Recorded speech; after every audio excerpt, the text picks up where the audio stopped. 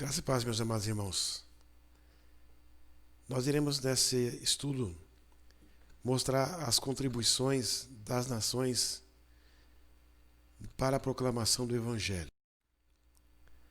Nós temos diante de nós duas promessas importantes. A primeira, promessa da vinda do Messias, se encontra em Gênesis capítulo 3, versículo 15, que diz assim: porém inimizade entre ti e a mulher, e entre a tua descendência e a descendência, e esta te ferirá a cabeça e tu lhe ferirás o calcanhar.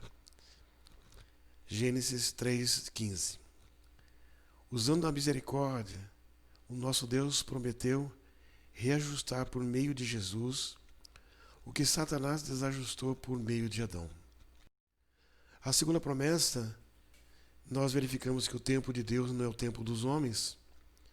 E a Bíblia fala em Gálatas 4:4 que, vindo a plenitude dos tempos, Deus enviou seu Filho nascido de mulher, debaixo da lei.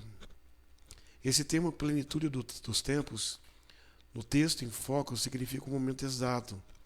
Significa que todo período pré-messiânico havia se passado e que, quando o tempo de Deus se cumpriu, ele enviou uma pessoa, o Salvador do mundo, com a missão de reequilibrar o que estava desequilibrado, tendo em vista que o Criador exige reequilíbrio onde houve desequilíbrio e reajuste onde houve desajuste. O mundo do Novo Testamento, nós vemos que o mundo que Jesus Cristo veio, ele foi moldado por importantes influências.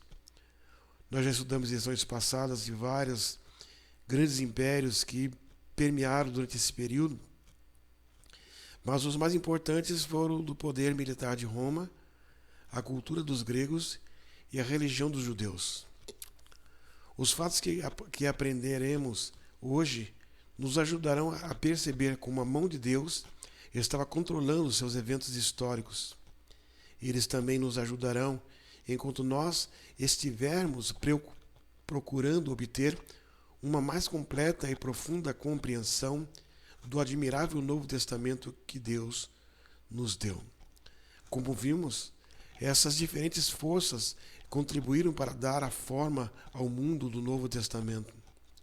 Todas foram fundamentais, não sendo assim, o Evangelho teria uma maior dificuldade para a sua rápida propagação, e por isso dissemos que no tempo exato, ou na plenitude dos tempos, o Senhor enviou a Jesus. E isso facilitou muito o alcance da mensagem das boas novas do Evangelho. Nós olhamos que o mundo do Novo Testamento, como mostra esse gráfico, ele foi escrito, o Império Romano estendia-se desde a extremidade ocidental do mar Mediterrâneo até o rio Eufrates, no Oriente Médio. Todos esses grandes territórios estavam sob o governo do imperador. Os romanos dividiam o seu império em províncias, áreas com base militar, e diversas dessas províncias elas são mencionadas por nome nas páginas do Novo Testamento, como nós já lemos muitas vezes: Macedônia, Acaia, Síria, Galácia, Panfília. Os romanos eram excelentes construtores de boas estradas e de fortes pontes. As estradas eram conservadas e livres de assaltantes. Elas ligavam a capital, Roma, com todos os rincões do império. E dizia-se: todos os caminhos levam a Roma. Ainda os mares eram mantidos livres dos piratas. Como nunca antes havia segurança, liberdade, facilidade de viagens e de comunicação. Nós vemos aqui exemplo de uma estrada construída no Império Romano. Nós podemos ver que até hoje ela ainda tem uma boa conservação. E no mapa à nossa direita, nós vemos o traçado das vias principais do Império Romano. Eram mais de 10.000 quilômetros de estradas principais, e temos em vista que existia também outras estradas vicinais, isto é, estradas que estavam nesse meio, nesse emaranhado de estradas principais. Uma outra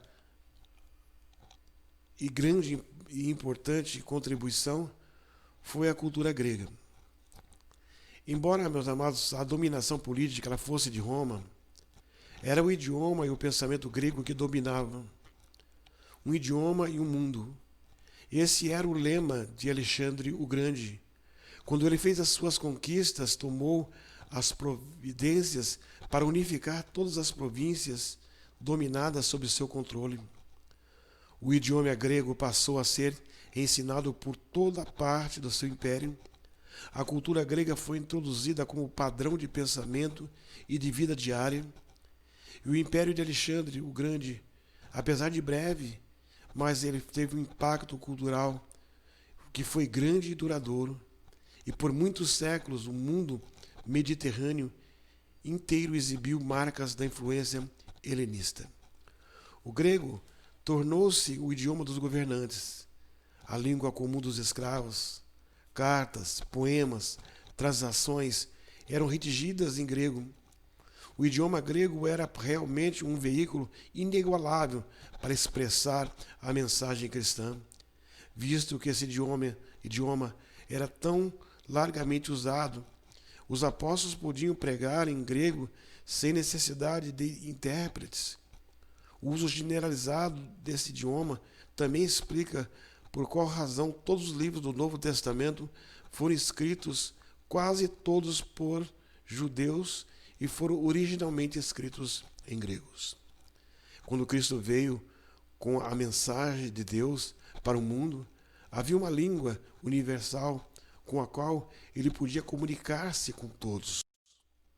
Nós vemos aqui exemplo da escrita grega, o alfabeto grego, né? Um alfabeto grego um pouco mais novo, um alfabeto grego um pouco mais arcaico, porque em várias fases, como toda a língua, houve modificação da escrita e também da forma de expressar a escrita e a língua. A religião judaica também foi de suma importância. Nós vimos nos tópicos anteriores que Deus usou o poder romano e a cultura grega para preparar o mundo para ouvir a mensagem do Cristo. Deus também usou a religião judaica com o mesmo propósito. Ele se revelou aos judeus e lhes conferiu predições a respeito do Messias que viria. Essas revelações e profecias foram registradas e reunidas no Antigo Testamento, propagando-se por muitos lugares do mundo em resultado do desenvolvimento da vida e da religião judaica que ocorreu durante o exílio e o período intertestamental. As três principais desenvolvimentos surgiram no judaísmo durante o exílio e os anos do período intertestamental. Esses três foram o surgimento da sinagoga e a sua forma de adoração. O segundo foi a conversão de muitos judeus ao judaísmo. E o terceiro foi a tradução das escrituras do Antigo Testamento para o grego. Nós vemos aqui exemplo da sinagoga, nós vemos aqui algumas ruínas de sinagoga. E vemos aqui também uma maquete artística de uma sinagoga. Nós vemos uma entrada, nós vemos que os homens eram separados das mulheres, das crianças, e eles tinham uma galeria separada para eles. Nós vemos aqui a mesa de leitura e um recinto sagrado para sacrifícios. A origem do nome sinagoga vem do grego, propriamente o povo reunido. É o local onde é realizado o culto da religião judaica. Nós encontramos a sinagoga em lugar central do destaque da Torá, o livro sagrado. Pelos anos 750 a.C., o reino de Israel, formado por Salomão, foi dividido entre norte e sul. Isso nós já estudamos em lições anteriores. O reino do norte, em 722 a.C., foi arrasado pelos assírios e seus vizinhos do norte. O sul, por sua vez, sofreu a mesma sorte e foi conquistado pelos babilônios, que destruíram o templo e deportaram a população como escravos para a Babilônia. E agora o povo de Deus não mais tinham terra e nem templo. Mas durante o cativeiro, o povo não podia adorar o templo e nem oferecer sacrifício de animais. No entanto, eles deram continuidade à sua adoração ao verdadeiro Deus. Eles passaram a reunir-se em agrupamentos chamados sinagogas, a fim de discutirem sobre as Escrituras e serem instruídos nelas. 10 ou mais homens podiam formar uma sinagoga e podia ter mais uma sinagoga na mesma cidade. A adoração típica da sinagoga incluía leituras da lei, dos profetas. Os profetas haviam escrito sobre a vinda do Messias que libertaria o povo de Deus. E essa ministração mantinha acesa a chama da vinda do Messias.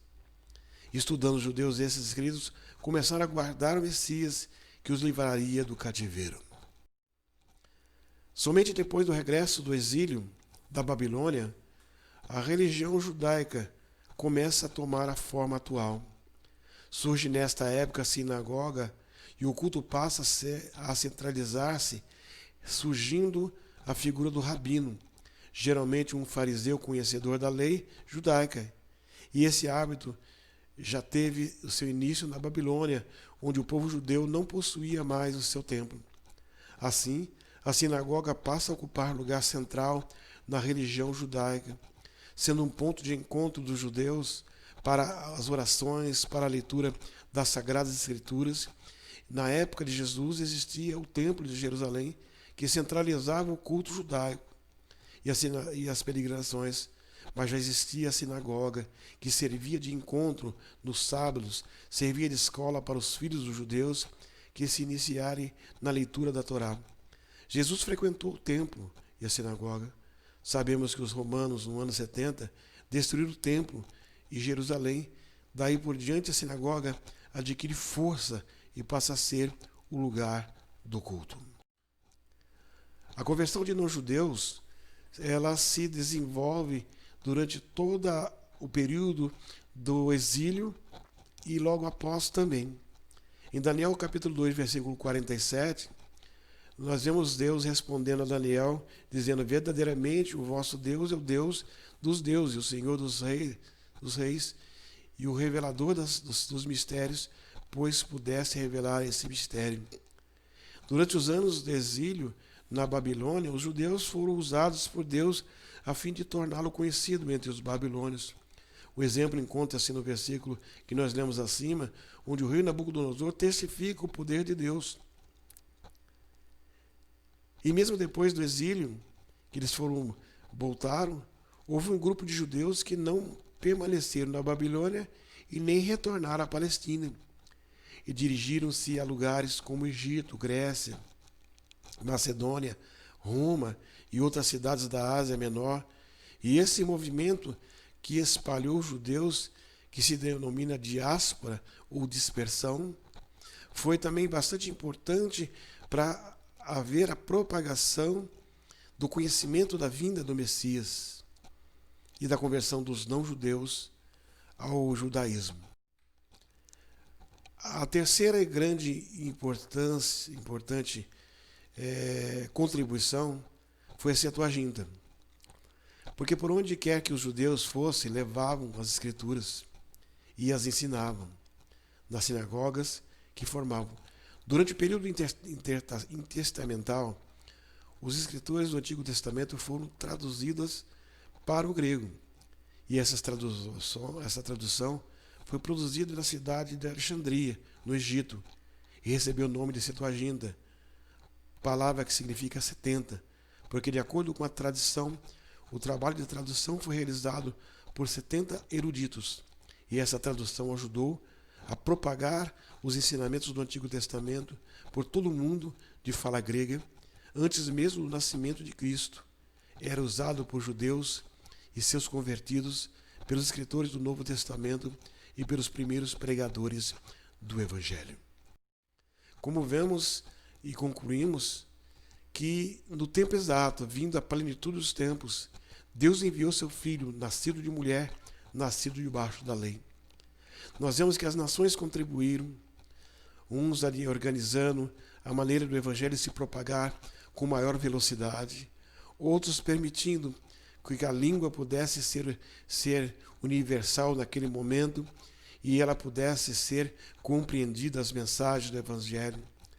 E segundo, e os judeus também contribuíram com a sua propagação, com a sua fidelidade a Deus, levando a mensagem do nascimento do Messias. E por fim, a tradução do Antigo Testamento para o grego foi de suma importância, porque aqueles que estavam se convertendo começavam a ter a noção da vinda do nosso grande Messias. Percebemos que o nosso Deus é o Deus da história. Nós olhamos que tudo que ocorreu no tempo exato, onde havia necessidade, onde haveria a velocidade, onde haveria compreensão. Nós vemos que o nosso Deus preparou tudo para que a mensagem da vinda do Messias e logo em seguida para o crescimento da igreja pudesse ser feito, efetuado de uma forma mais eficaz. E nós louvamos a Deus porque o Senhor conduziu a história, porque o nosso Deus é o Senhor do Senhor, é o Senhor da história. Deus abençoe a todos. Querido Deus, faremos mais uma lição para o louvor da glória do Senhor.